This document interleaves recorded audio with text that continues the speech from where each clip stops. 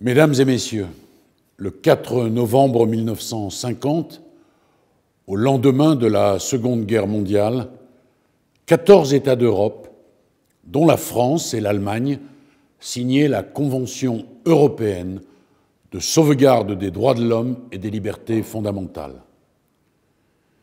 Fidèle à l'esprit de la déclaration de 1789, il rappelait solennellement les valeurs universelles d'égalité et de dignité de la personne humaine. Résolu à assurer l'effectivité de ces principes, il s'engageait à garantir pour la première fois dans notre histoire la protection juridictionnelle des droits et libertés de chaque citoyen.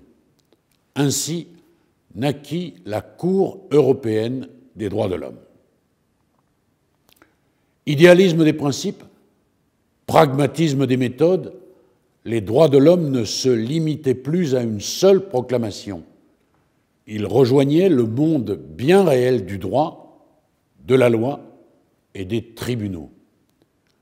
Le pari était audacieux, il a été remporté au-delà de toutes les espérances.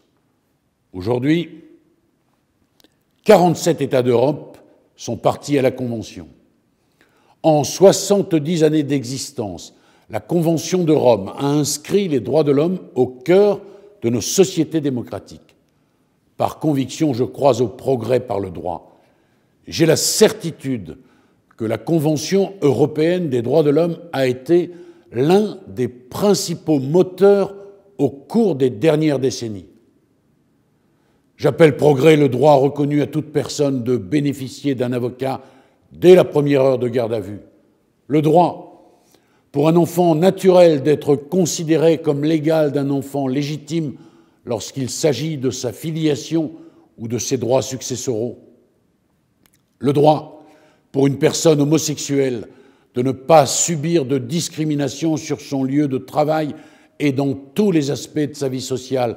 Le droit pour une victime de l'esclavage domestique de voir ses exploitants poursuivis et condamnés.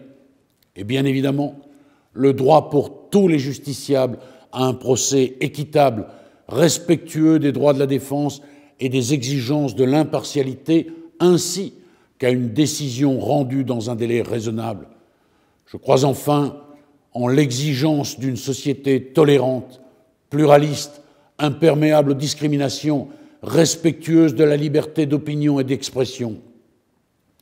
Et je le dis sans détour, qu'il s'agisse de protéger l'intégrité des personnes, de faire prévaloir la règle de droit ou de préserver la diversité au sein de nos sociétés, la Convention européenne des droits de l'homme n'a cessé, pendant 70 ans, de nous aider à perfectionner le droit et les institutions de notre pays.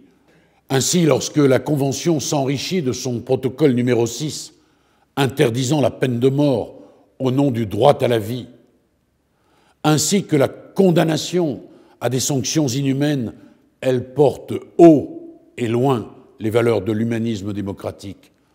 Lorsque la Cour européenne des droits de l'homme protège les opposants politiques incarcérés pour avoir en Turquie, en Russie ou en Azerbaïdjan exercé leur liberté d'association et d'expression, elle offre une protection des libertés fondamentales enviées dans le monde entier.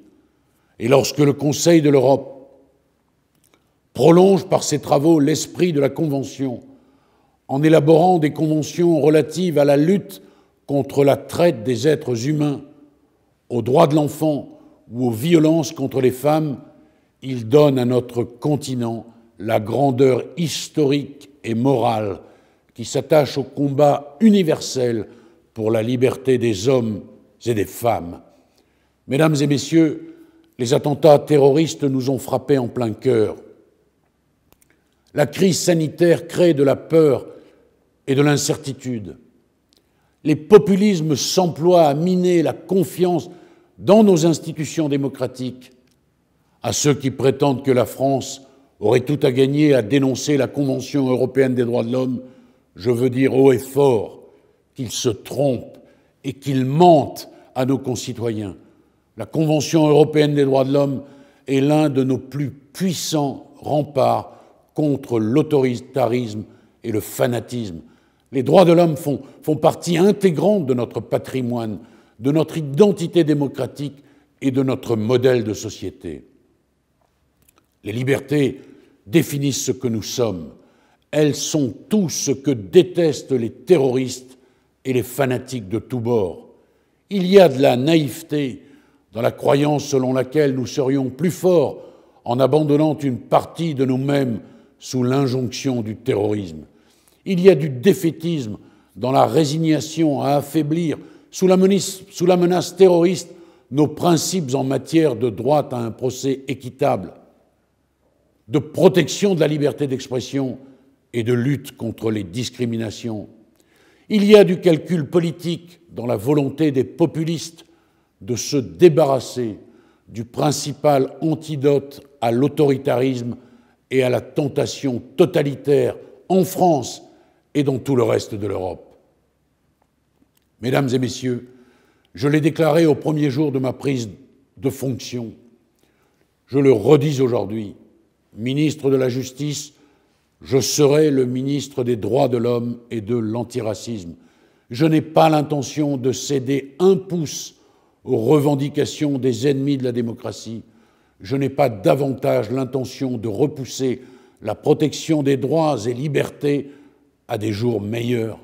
Voilà pourquoi, déterminé à renforcer sans relâche notre réponse contre le terrorisme sous l'autorité du Premier ministre et du Président de la République, en lien avec nos partenaires européens, je m'engage à garantir que des personnes accusées d'actes de terrorisme perpétrés bénéficient de toutes les garanties du droit à un procès équitable.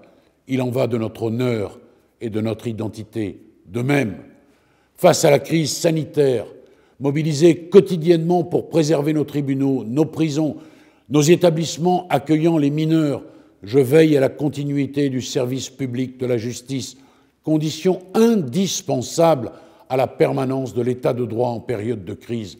Voilà pourquoi également, mesdames et messieurs, je continuerai contre les démagogues et les fatigués de la démocratie à soutenir le rôle de la Cour européenne des droits de l'homme ainsi que les travaux du Conseil de l'Europe pour poursuivre l'œuvre commencée il y a de cela 70 ans.